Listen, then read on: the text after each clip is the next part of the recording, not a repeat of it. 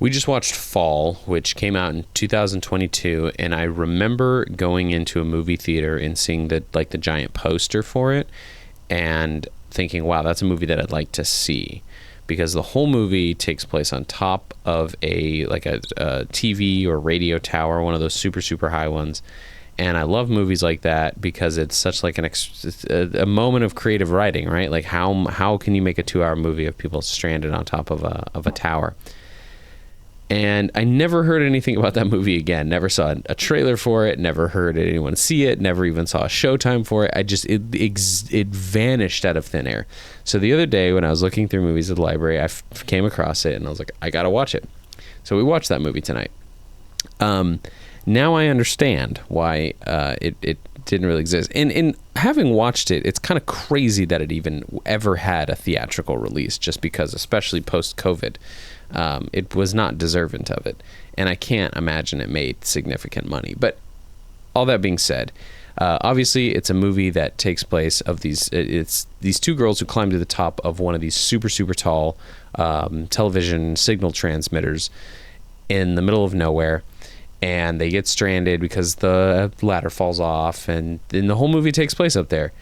It is really bad. It was actually produced by BuzzFeed Studios, which blew me back in my chair when I saw that. The now defunct BuzzFeed had produced this movie, and it's about that quality. The acting is horrible. The story is just completely, like, from the very first scene or the first couple beats of the movie, Sam and I knew exactly what was going to happen in terms of the relationship between these 2 girls.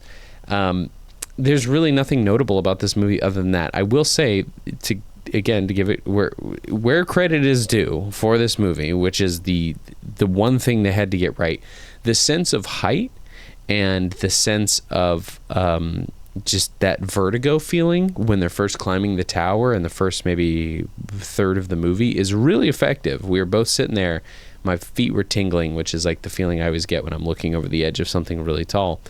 And Sam is not a fan of heights. She's having a similar experience. And so that was really effective. But then at a certain point, they had established that, and you can tell they just started being like, okay, we can move on from that. And so that the CGI got terrible. The sense of space got really weird and bizarre and warped. And the movie just sort of dragged on.